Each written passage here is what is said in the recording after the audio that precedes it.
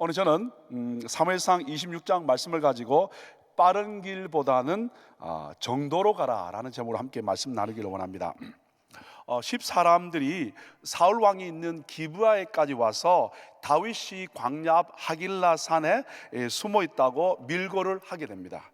그래서 사울은 얼싸좋다고 3,000명을 데리고 또다시 십황무지로 내려가서 하길라산 길 가에 진을 친 이야기가 1절부터 3절 내용입니다. 그리고 4절부터 12절까지는 뭐냐면 이제 다윗의 기지, 그 다음에 사울의 진영을 어떻게 침입했는가 그 관한 내용이 나와 있습니다. 다윗은 탐정을 보내서 사울이 자기 자신을 추격하고 있는 것을 그 사태를 알게 되고요. 그리고 또 아비새와 함께 진영으로 몰래 들어가서 사울과 그의 장수들과 백성들이 깊이 잠든 모습을 보게 됩니다. 이때 함께 간 아비새가 8절에서 이렇게 말합니다. 뭐라고 말하냐면 하나님이 오늘날 당신의 원수를 당신의 손에 붙이셨나이다. 그러므로 청하오니 나로 창으로 그를 찔러서 단번에 땅에 꽂게 하소서. 내가 그를 두 번 찌를 것이 없으리다라고 이야기합니다. 그때 다윗은 9절에서 뭐라고 말하냐면 죽이지 말라. 누구든지 손을 들어 여호와의 기름 부음 받은 자를 치면 죄가 없겠느냐고 아주 단호하게 대답을 합니다. 그리고 난 뒤에 다윗의 아주 결정적인 행동이 나오는데 다윗은 사울을 죽이는 대신에 사울 머리 곁에 있는 창과 물병을 가지고 사울의 진영에서 멀리 떠나와서 큰 소리로 사울에게 이렇게 외칩니다. 18절에 보면 아주 단호하게 이렇게 말을 합니다.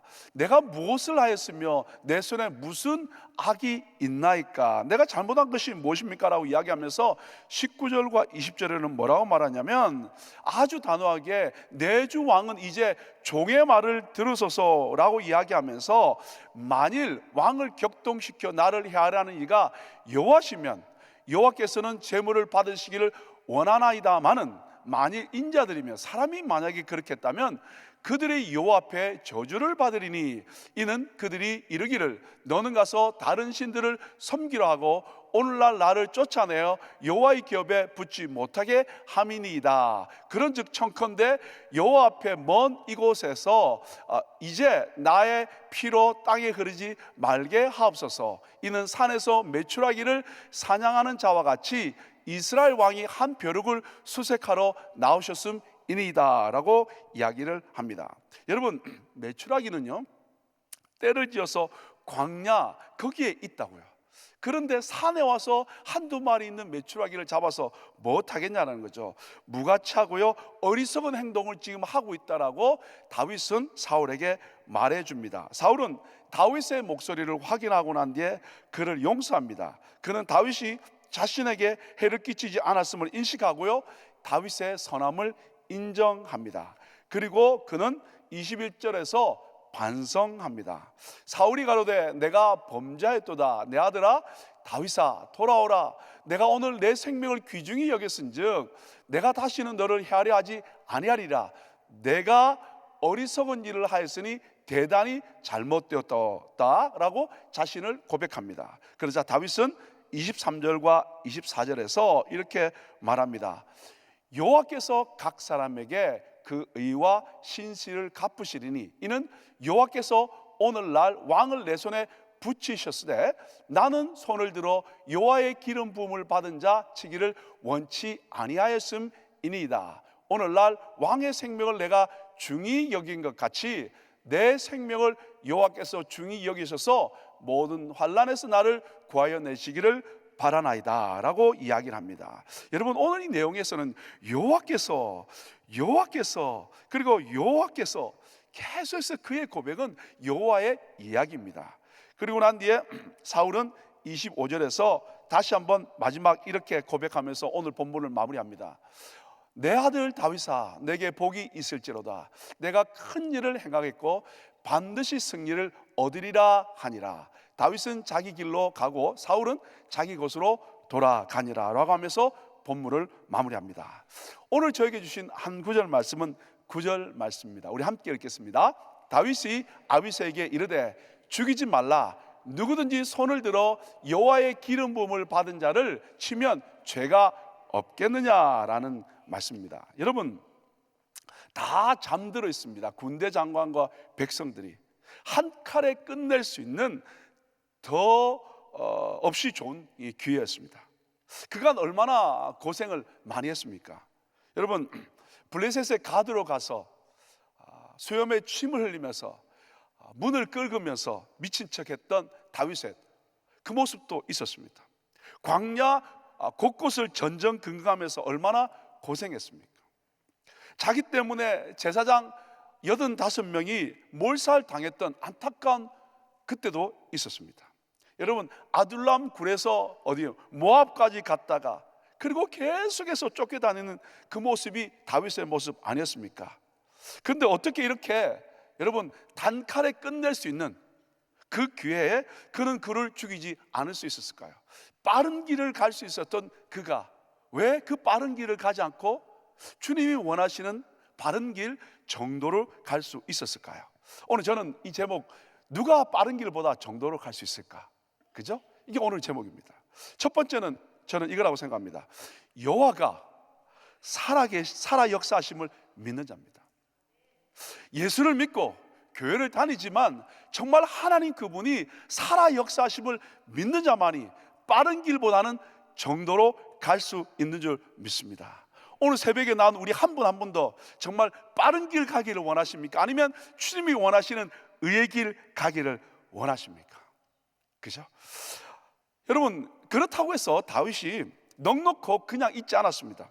사울 왕이 자기를 따라 자기가 있는 십 황무지에 들어옴을 깨닫고 난 뒤에 어떻게 합니까? 4절을 보니까 탐정을 보내서 과연 사울이 이런 줄을 알아내고요. 그리고 6절에서는요, 어떻게 요압의 아우인 이 아비새와 함께 더불어 누가 나와 가겠느냐고 이야기했을 때 이 아비새가 나와 함께 감으로 말미암아 어떻게 사태를 살피게 된다, 그 말입니다.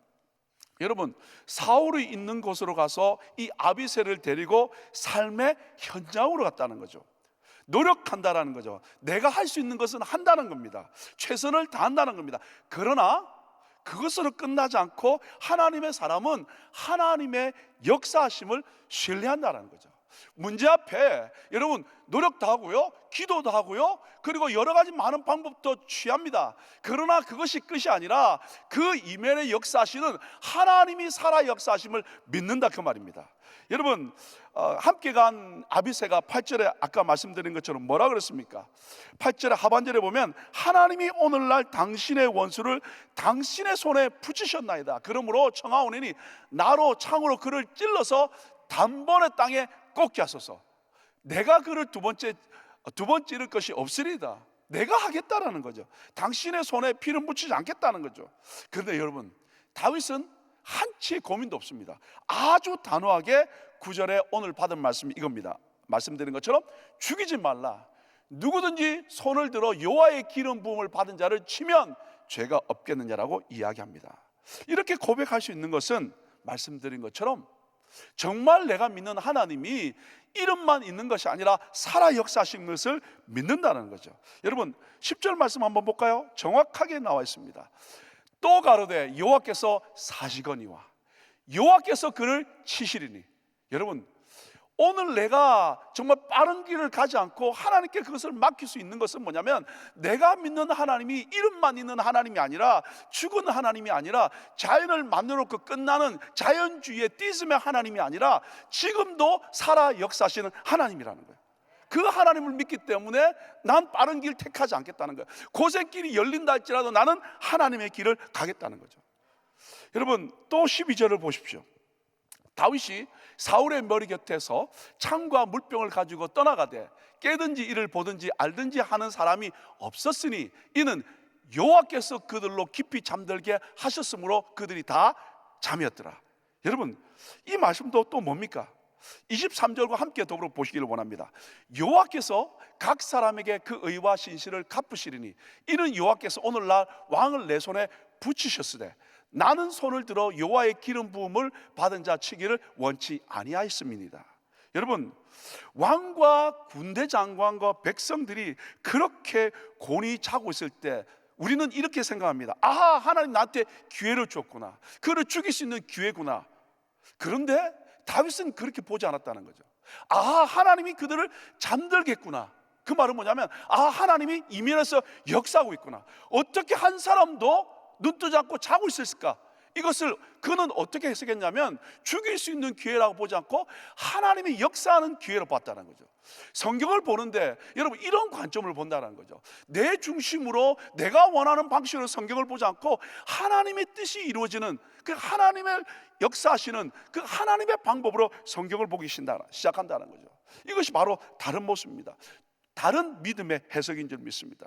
하나님의 사람은 어려울 때 하나님의 이야기를 합니다. 근데 어떨 때는요, 좋을 때는 하나님 이야기를 막 합니다. 하나님이 하셨고 그룹이 어떻고 다 좋다고 교회가 이야기하는데, 조금만 힘들어지면 다 나의 적이 되어버린다는 거죠.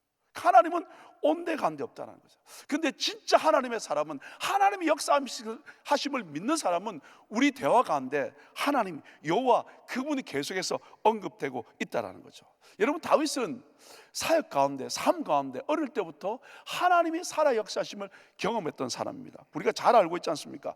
광야에서 양을 칠 때도 그는 하나님의 살아 역사하심을 경험했던 사람입니다. 17장에 가보시면 우리가 잘 아시는 것처럼 이 골리앗 앞에 섰을 때 다윗이 사울에게 이렇게 말하지 않습니까? 다윗이 사울에게 고하되, 주의 종이 아베의 양을 지킬 때 사자나 곰이 와서 양 떼서 새끼를 움키면 내가 따라가서 그것을 치고 그 입에서 새끼를 건져내었고, 그것이 일어나 나를 해하고자 하면 내가 그 수염을 잡고 그것을 쳐 죽였었나이다 라고 이렇게 고백했지 않습니까? 그러면서 37절에 뭐라고 그러냐면, 그것 말이죠, 내가 훈련되었고요, 그것 말이죠, 내가 담대했고요, 그것 말이죠, 내 실력이 어때서 라고 말하지 않고 여호와께서 하셨다라고 고백하고 있다는 거죠. 그렇게 된 결과는 여호와께서 하게 하셨기 때문에 가능했다고 그는 고백했습니다. 여러분 잘 아시지 않습니까? 그는 말째였습니다. 아버지도 그렇게 인정하지 것 같지 않습니다. 기름 부음 받을 때 다윗은 부르지도 않았습니다. 형들은 그를 참 무시했죠. 그리고 양을 지킨다는 그 말은 가장 좋지 않은 잡을 가지고 있었던 사람입니다. 근데 그런 나에게 사자의 발톱과 곰의 발톱과 맹수에게서 양을 지키게 하시는 그 하나님, 그 하나님을 경험했다는 거예요. 살아 역사하시는 하나님을 경험됐다는 거예요. 나는 별거 아닌 것 같은데 내 삶의 현장에서 하나님이 경험하게 하셨다는 거예요. 그것이 내 삶에 어떻게 해요? 경험된 그 하나님이 되니까 정말 힘들고 어려운 골리앗과의 싸움에서 그는 어떻게 선포하며 나갈 수 있었지 않습니까? 이렇게 고백했을 때 여러분 아십니까? 이 37절 하반전에 벌벌 떨고 있던 사울도 다윗에게 이렇게 말합니다. 가라, 여호와께서 너와 함께 계시기를 원하노라. 믿음의 고백인지 잘 모르겠습니다. 얼떨결에 고백했는지. 그러나 정말 믿음의 사람이 믿음으로 고백하면 옆에 있는 많은 사람들이 함께 감동해서 이런 고백이 나온 줄 믿습니다. 우리의 삶 가운데 나의 살아계신 하나님을 고백함으로 말미암아 벌벌 떨고 있고 자신감이 없고 비전을 잃은 많은 사람들에게 맞습니다, 여호와 그분이 살아계십니다, 함께하기를 원합니다라는 이런 아름다운 고백이 우리의 삶 가운데, 우리 모임 가운데, 우리 가정 가운데 나타나길 예수 이름으로 축복합니다. 이것이 바로 하나님의 사람의 모습인 줄 믿습니다. 여러분 이것뿐입니까? 결국 골리앗을 넘어뜨릴 때의 모습을 기억해 보십시오. 블레셋 사람과 마주 향하여 빨리 달려가면서 손을 주머니에 넣고 돌을 취해서 물매를 돌리면서 어떻게 달려가면서 한 방에 이마에 침으로 말미암아 그를 땅에 넘어뜨린 사건을 여러분 아시지 않습니까? 근데 그게 어떻게 가능했습니까? 다섯을 준비했는데 다섯이 필요 없습니다. 한 방이면 끝났지 않습니까? 다들 두려워 벌벌 떨고 있고 안 된다고 생각하고 힘들어할 때 여러분 삶 가운데 하나님의 살아 역사하심을 믿는 사람이면 가능한 줄 믿습니다. 여러분 그래서 여러분 다시 한번 사무엘상 17장 45절로 47절을 선포하시면서 곳곳에 여호와께서 한다는 것을 힘줘서 한번 고백했으면 좋겠습니다. 함께 읽습니다. 다윗이 블레셋 사람에게 이르되 너는 칼과 창과 단창으로 내게 오거니와 나는 만군의 여호와의 이름 곧 내가 모욕하는 이스라엘 군대 하나님의 이름으로 내게 가노라. 오늘 여호와께서 너를 내 손에 붙이시리니 내가 너를 쳐서 내 머리를 베고 블레셋 군대의 시체로 오늘날 공중의 새와 땅의 들짐승에게 주어 온 땅으로 이스라엘의 하나님이 계신 줄 알게 하겠고, 또 여호와의 권하심이 칼과 창에 있지 아니함을 이 무리로 알게 하리라. 전쟁은 여호와께 속한 것인즉 그가 너희를 우리 손에 붙이시리라. 아멘. 오늘 이 고백처럼 우리 가운데 막힌 부분이 있다면 어떻게 이스라엘의 군대 하나님의 이름으로 나가셔서 승리할 수 있기를 예수 이름으로 축복합니다. 그래서 정말 우리 가운데 큰 상황과 같고, 그리고 넘어지는 어려운 문제가 있다 할지라도 여호와의 이름 붙으시고 믿음으로 도전해서 승리하는 저와 여러분 될 수 있기를 예수 이름으로 축복합니다. 여러분, 우리 함께 주님이 인도하시는 길, 의의 길, 믿음의 길, 그 정도로 가십시다. 어떻게 해요? 여호와 그분이 살아 역사하심을 믿음으로 말입니다. 두 번째, 우리는 어떻게 빠른 길보다는 정도로 갈 수 있을까요? 저는 상황보다는 말씀에 순종하는 자가 가능하다고 생각합니다. 11절 말씀 보실까요? 내가 손을 들어 여호와의 기름 부음 받은 자를 치는 것을 여호와께서 금하시나니. 그죠? 내가 그를 칠 수 있지만 여호와 그분이 금하신 하나님의 말씀이 먼저 보인다는 거예요. 그 말씀이 생각난다는 거예요. 그때 나는 스탑할 수 있다는 거예요. 좋은 차는 여러분 엑셀레이터가 좋은 게 아니라 브레이크가 좋아야 됩니다.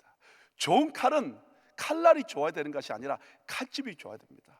정말 좋은 하나님의 사람은 어떻게 해요? 하나님의 말씀이 늘 우리 가운데 있어야 스탑할 수 있고, 그리고 돌이킬 수 있고 하나님의 뜻을 구할 수 있는 줄 믿습니다. 여러분, 지난 목요일 묵상인데요, 사무엘상 22장 말씀인데 다윗과 사울의 이야기입니다.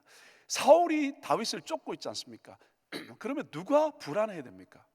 다윗이 불안해야 되는데 사무엘상 22장 읽어보면 쫓고 있는 사울이 훨씬 더 불안합니다. 더 초조합니다. 내 편은 아무도 없고, 이분 내 아들도 다윗이 어딘지 알려주지 못하고 늘 불안하고 초조한 것은 사울이라는 거죠. 여러분, 그때 다윗은 아둘람 굴에 도망했었습니다. 그래서 400명이 모여왔는데 그들을 설명하기를 환난당한 자, 빚진 자, 마음이 원통한 자, 그들의 장관이 되었다고 되어 있습니다. 여러분, 정말 다윗은 힘든 모습입니다. 그리고 그래서 부모님 핑계대고 모압 왕에게 피하면서 여호와의 뜻을 알고 싶어서 거기 피한다라고 이야기합니다. 그런데 하나님 그것도 보지 못하세요. 선지자 갓을 보내서 어떻게 하냐면 이 요새에 있지 말고 유다 땅으로 가라라고 이야기합니다. 여러분, 그때 다윗의 모습을 보십시오. 군말하지 않습니다. 하나님의 말씀이 선포되니까 아멘하고 바로 돌아가 그 일을 합니다. 근데 여러분, 말씀에 순종하면 상황과 환경이 열리던가요? 아니요. 다윗과 그물이 돌아왔다는 이야기를 듣고 사울은 다시 그를 추격하기 시작합니다. 말씀에 순종하면 당장 어려움과 문제가 온다라는 거죠. 그런데 다윗은 그 길을 택합니다. 반대로 여러분, 사울은 어떻습니까? 제사장 아히멜렉이 와서 어떻게 해요? 하나님의 뜻을 이야기합니다. 여러분, 그를 위하여 하나님께 물어서 사울은 이렇게 말합니다. 하나님께 묻는 그 자체가 꼴보기 싫은 거예요. 내 말 들으면 되지 왜 하나님께 묻냐, 그 말입니다. 그러면서 이 아히멜렉이 사무엘상 22장 14절 15절에 뭐라고 이야기하냐면 다윗에 관해서 설명을 합니다. 왕의 신하 중에 다윗과 같이 충실한 자가 누구인지요. 그리고 또 말하기를 뭐라고 이야기하냐면 그는 왕의 사위도 되고 왕의 모신도 되고 왕실에서 존귀한 자가 아니니까. 그러면서 다윗에 관한 이야기를 다 하지만 사울 왕은 들으려고 하지 않습니다. 제사장을 통하여 마지막 사울에게 주시는 어떻게 하나님의 도전의 말씀인데 들리지 않습니다. 결국 도액을 시켜서 제사장 85명을 죽여버립니다. 여러분, 어떤 상황이도 하나님의 사람에게는 하나님의 말씀이 들린다는 거예요. 그 말씀이 들릴 때 상황과 여건을 내놓고 말씀 앞에 순종할 수만 있다면 승리하는 하나님의 사람이 되는 줄 믿습니다. 저는 인도 선교를 참 좋아합니다. 그래서 매번 갈 때마다 참 좋아하는 것은 뭐냐면 무슨 일이 일어날지 모르기 때문에 새벽마다 묵상을 할 수밖에 없습니다. 왜? 어떤 일이 일어날지 모르니까 아침에 묵상을 합니다. 정말 많은 은혜들을 받습니다. 이번에도 갔을 때 많은 분들이 새벽에 일어나서, 새벽이 되면 참 좋아요. 왜냐하면 일단 누룽지를 준비해 놓고 그 냄새를 맡으면서 말씀을 준비하기 때문에 은혜가 돼요. 그러면서 말씀을 준비하는데 한 분 한 분이 정말 말씀 앞에 눈물을 흘리고 회복되는 모습을 봅니다. 자, 이렇게 하고 난 뒤에 이번에 기회가 있어서 필리핀을 갔다 왔는데, 필리핀에 갔을 때 이번에는 인카운트와 개척 선교를 하게 되었습니다.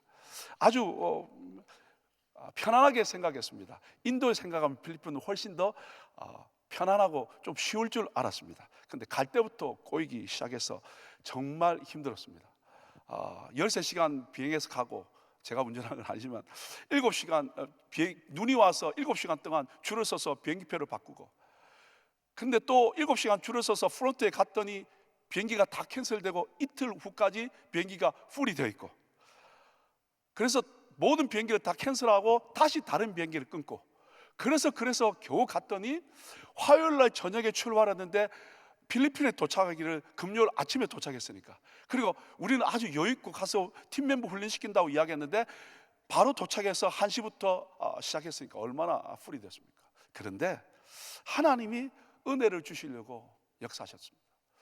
정말 선생님들이 인칸토로에서 은혜를 받고 더러운 것들이 나가고 회복되고 치유되고 간증하게 되고, 뿐만 아니라 3박 4일 동안 지금 나가고 있는 내용이 뭐냐면, 이 청년들이 인도에 가서는 우리가 가서 전도를 했는데, 이번에는 청년들에게 말씀을 가르치고 그 청년들에게 큐티를 가르치고 청년들에게 함께 전도하는 시간을 가졌는데, 너무 멋있었던 것은 동네를, 아예 한 동네를 그 청년들과 함께 더불어가서 전도해서 그 동네를 복음으로 폭격했을 때 그 동네가 주님 앞에 나오는 역사를 경험하게 되었습니다. 여러분, 청년들이 말씀을 받고 그 말씀에 깨닫고 함께 도전하면서 주의 복음을 전할 때 멋진 일들이 나는 거죠. 그래서 아이들도 이렇게 예수를 믿기 시작하였고요, 그리고 또 곳곳에서 예수를 믿고 난 뒤에 회복되는 역사가 일어난 줄 믿습니다. 사랑하는 여러분, 하나님의 말씀을 받고 청년들이 도전받고 은혜받고 비전받는 역사가 일어나는 것을 보게 되었습니다. 오늘 누가 빠른 길을 가지 않고 정도로 갈 수 있습니까? 사단은 예수님에게도요, 40일 금식하고 난 뒤에 돌이 떡이 되게 하라, 높은 곳에 뛰어내리라, 자기에게 경배하면 이 권세를 주겠다고 빠른 길을 가게 만들었습니다. 그러나 주님은 그것을 택하지 않았습니다. 유대인들은 십자가에 못 박힌 예수를 향하여 내려와 보라고, 그러면 내가 믿겠다라고 이야기합니다. 그러나 예수님은 빠른 길보다는 십자가의 길을 묵묵히 걸어가셔서 하나님의 말씀을 성취해 갔습니다. 사랑하는 여러분, 우리는 유혹됩니다. 빠른 길, 그 길을 가고 싶어 합니다. 그러나 하나님의 사람은 정도, 의의 길, 십자가 길을 걸어갑니다. 어떻게 그 일을 감당할 수 있습니까?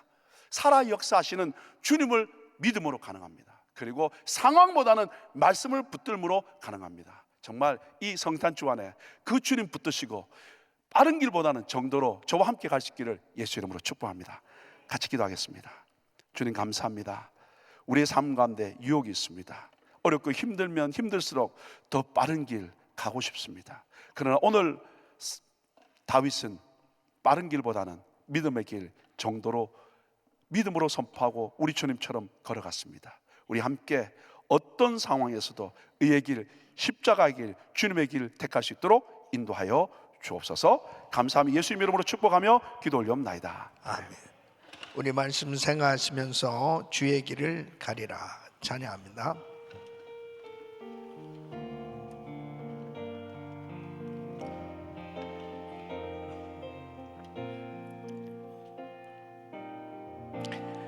비바람이 앞길을 막아도 나는 가리 주의 길 가리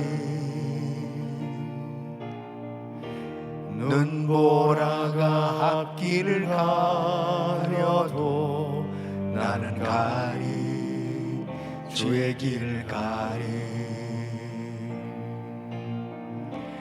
이 길은 영광의 길,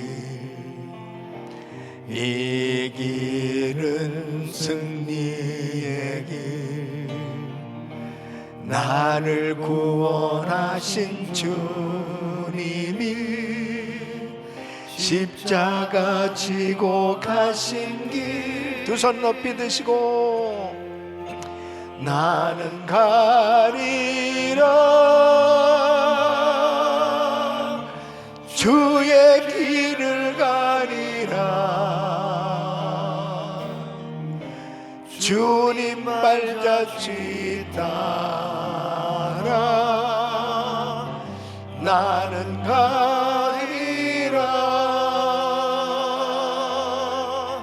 나는 가리라 주의 길을 가리라 주님 발자취 따라 나는 가리라. 아멘. 우리가 신앙생활하면서 끝까지 승리할 수 있는 비결은 말씀대로 살려고 몸부림치면서 말씀에 순종할 때 승리하는 줄로 믿습니다. 이 다윗은 정말 자신의 형편으로 본다면 도무지 이 사울 왕을 죽일 수 있는 이 기회는 정말 주변 사람들이 생각하는 것처럼 인간적인 생각이라면 이것은 절호의 기회다. 하나님이 주신 기회다. 나를 이렇게, 내가 잘못한 것이 없는데 나를 이렇게 죽이려고 하니 하나님이 거꾸로 죽일 기회를 이렇게 주셨다고 생각할 수 있는데, 이런 위기 가운데서도 참 하나님의 말씀이 떠오르는 거예요. 여호와의 기름 부음을 받은 자를 치면 죄가 되지 않겠느냐. 그러니까 뭐가 죄라는 거 너무나 말씀을 통해서 잘 알고 있어요. 그런데 이것이 한 번도 아니고 두 번씩, 엔게디 황무지에서도 또 역시 마찬가지로 죽일 수 있는 기회가 있었어요. 그때 살려줬잖아요. 그걸 다시는 내가 그렇게 하지 않겠다. 이 사울 왕에게서 그런 자백을 받았어요. 그랬는데 또 이 황무지에는 완전히 3,000명씩이나 데리고 자기를 죽이려고 왔으니 도무지 이해가 안 되는 거죠. 이번에는 죽여도 하나님이 이해하실 것이다 라고 생각할 수 있어요. 그런데 똑같이 말씀을 기억하는 거예요. 이 엔게디 황무지에서도 그렇게 말했습니다. 여호와의 기름 부음 받은 자를 치면 죄가 되지 않겠느냐. 근데 오늘도 또 역시 여호와의 기름 부음 받은 자를 치면 죄가 되지 않겠느냐. 여러분, 어떤 상황 가운데서도 감정으로 문제를 해결하려고 하거나 또 판단을 하거나 결정을 하면 결국은 실패합니다. 근데 얼마나 많은 사람들이, 거의 90%가 감정으로 판단을 하고 그리고 결정을 하는 경우가 많습니다. 지금 대한민국이 그 지경이에요. 서로가 감정으로, 지금 법이 있어도 법을 도무지 이게 헷갈리는 거예요. 법관들도 헷갈리는 거예요. 이게 도대체 백성들이 마치 그냥 예수를 십자가에 못 박게 하소서, 십자가에 못 박게 하소서. 그러니까 강도를 그냥 살려주고 예수를 십자가에 못 박게 하소서, 그 소리가 너무 커서 빌라도도 이 판결을 못 하는 거예요. 판결을. 그러는 것처럼 지금 이 백성들이 지금 판사고 검사고 정치인이고 백성들이고 법을 정해놨으면 법대로 해야 되는 겁니다. 법대로. 법을 어기게 되면 어긴 대로 당연히 정죄를 받아야 되는 거예요. 법을 중요시하지 않으면은, 법이 제대로 세워지지 않으면 그냥 완전히 그 나라는 아사리판이 되는 거예요. 하나님, 정말 법이, 공의가 바로 세워지는 나라가 되게 하여 주시옵소서. 그래서 교회들이 정신을 차리고 하나님의 말씀, 진리는 흔들림이 없잖아요. 진리가 바로 세워질 수 있는, 그 진리를 주장할 수 있는 교회들이 나팔을 불고 일어나야 나라가 바로 세워질 수 있는 것입니다. 정말 대한민국을 위해서 기도 많이 해야 됩니다. 이제는 누구도 믿지 않으면 어떡할 거예요? 아니 이제 판사들도 믿지 않으면 어떡할 거고, 예? 도무지 법을 세워놓고 법대로 하지 않으면 어떡할 거예요? 예? 법을 어겼으면 당연히 정죄를 받아야 되고 심판을 받아야 되고, 그리고 바르게 법이 세워져야 나라가 바로 세워지는 거예요. 예? 하나님의 말씀을 제대로 이해하지 못하면 다윗은 얼마든지 감정대로 처리했었을 것입니다. 다윗은 말씀을 기억했습니다. 여호와의 기름 부음 받은 자를 치면 죄가 되지 않겠다. 그래서 결국 살려줬지만 하나님께서 처리하시잖아요. 하나님께서 우리 대한민국을 정말 기도하는 많은 백성들, 성도들, 주의 종들, 그 기도를 들으시고 이 어지러운 가운데 나라를 법으로 잘 세워주실 줄 믿습니다. 그 일을 위해서 기도해야 됩니다. 여러분, 나라를 위해서 기도하는 것은 좌파도 우파도 없는 거예요. 나라를 위해서 기도하는 것은. 대한민국이 정말 공산 정권과 같은 사회주의 좌파가 정권을 잡게 되어지면은 베네수엘라, 아르헨티나 꼴 나는 겁니다. 그렇게 좋았던 나라들 한순간에 그냥 무너져 버렸습니다. 그래서 정말 절대로 이런 혼란한 틈을 타고 이런 붉은 세력들이 들어오지 못하도록 하나님 지켜 주시옵소서. 하나님 역사하여 주시옵소서. 우리 비상 기도해야 돼요. 정죄할 것이 아니고 정말 하나님 대한민국 살려달라고. 그래서 하나님 나라를 위해서 쓰임받는 우리 대한민국 되게 하여 주시옵소서. 두 손을 가슴에 모으시고 몸이 아픈 분들 아픈 곳에 손 얹으십시오.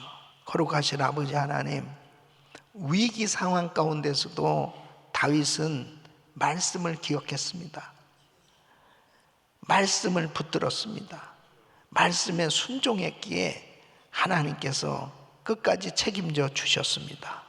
하나님, 우리 대한민국을 긍휼히 여겨주시고 저런 위기 가운데서 말씀을 붙들게 하여 주시옵소서. 법을 지키게 하여 주시옵소서. 아버지 하나님, 정말 나라가 모든 백성이 다 법 앞에 평등하고 모든 백성이 법을 준수할 수 있는 그런 선진국으로 하나님, 우리나라가 이제는 서로 불신하는 가운데 이제는 법의 기관까지도 불신할 수밖에 없는 이런 지경까지 놓여졌습니다. 하나님, 온전히 공권력이 세워지게 하여 주시옵시고 바른 정부가 세워질 수 있도록 하나님께서 은혜를 더하여 주시옵소서. 온전히 세워지게 하여 주시옵소서. 아버지 하나님, 안타깝습니다. 주여, 이 정치인들 정말 진리 앞에, 그리고 크리스찬 정치인들이 바로 분별하고 세워질 수 있도록 하나님 역사하여 주셔서 하나님이 기뻐하시는 나라가 세워질 수 있도록 하나님 대한민국을 긍휼히 여겨주시고 절대로 좌파 정권이 세워지지 않도록, 사회주의 정권이 세워지지 않도록 막아 주시옵소서. 막아 주시옵소서. 민주주의 국가가 온전히 세워지게 하여 주셔서 바른 정치가 이루어질 수 있도록 법이 통하는 나라가 되어질 수 있도록 백성들이 길거리로 나오지 아니하고 자기의 자리에서 행복을 누리며 바른 삶을 영위해 갈 수 있는 나라가 되게 하여 주시옵소서. 거룩하신 아버지 하나님, 연약한 육신들 이 시간 주의 피문한 손으로 안수하여 주시고, 지금도 투병하는 많은 우리 성도들, 우리 주님 이 시간도 주의 피문한 손으로 안수하사 깨끗게 하여 주시옵소서. 강건케 하여 주시옵소서. 치유하여 주시옵소서. 모든 암세포는 없어질지어다. 깨끗한 바늘지어다. 주여 회복시켜 주셔서 마음껏 찬양하며 예배하며 주의를 할 수 있도록 축복하여 주시옵소서. 이제는 우리 구주 예수 그리스도의 은혜와 우리 하나님 아버지의 근원하신 사랑과 성령님의 감동감화 교통 충만하신 은총이 위기 상황 가운데서도, 절대절명의 위기 가운데서도 하나님의 말씀을 기억하고 하나님의 말씀을 붙들고 하나님의 말씀을 끝까지 순종했던 다윗, 그 다윗처럼 우리도 말씀대로 살려고 몸부림치는 그런 신앙이 되기를 원하는 모든 성도들 머리 위 이제로부터 영원토록 함께 있을지어다. 아멘. 아멘. 아멘. 기도하실 자리 잡으시고 크리스타임 기도 제목들 가지고 기도합니다. 오늘 저녁 목자 송년회 밤이 있습니다. 우리 귀한 목자님들, 부목자님들 오늘 저녁에 다 나오셔서 오늘 또 함께 은혜 나누는 시간 될 수 있길 바라고요. 또 우리 목자님들 위해서 기도 많이 해주시기 바랍니다. 담임 목사님 가정과 사역을 위해서 기도해 주시길 바랍니다. 특별히 연말 연초 많은 사역들, 또 말씀 사역 위해서 기도해 주셔서 주의 음성을 듣고 주의 음성을 전달할 수 있게 해달라고 저를 위해서 기도 많이 해주시고요. 오늘 부서는 그룹 세븐틴을 위해서 기도해 주세요. 그룹 담당 김병진 목사님, 그룹장 이정원 집사님, 김지영 집사님, 가정, 그리고 그룹의 가정계 목자 모두들 성령 충만할 수 있도록 그룹 식구들 위해서 간절히 축복하며 기도해 주시기를 바랍니다. 한 분의 선교사님 가정은 프랑스에 사역하시는 송석배 김은영 선교사님 가정, 이 불어권 선교를 위해서 정말 귀하게 사역하고 있습니다. 이제 1월 달에는 콩고 지역에 또 TD도 하고 귀한 사역을 하는데 위해서 기도해 주시고, 이곳에도 이제 이 센터를 구입 중에 있어요. 위해서 기도해 주시길 바랍니다. 내일 오전 11시에 성탄 25일 크리스마스 데이 맞이해 성탄 예배를 드립니다. 우리 모든 성도님들이 우리 자녀들과 함께 11시에 나와서 정말 성탄 예배 드리시고, 정말 이 중요한 시기입니다. 여러분이 예배를 통해서 온 가족이 충만한 은혜 받고 한 해를 잘 정리하고 또 새해를 맞이할 수 있길 바랍니다. 우리 주여 3번 부르짖고 기도합니다. 주여, 주여, 주여.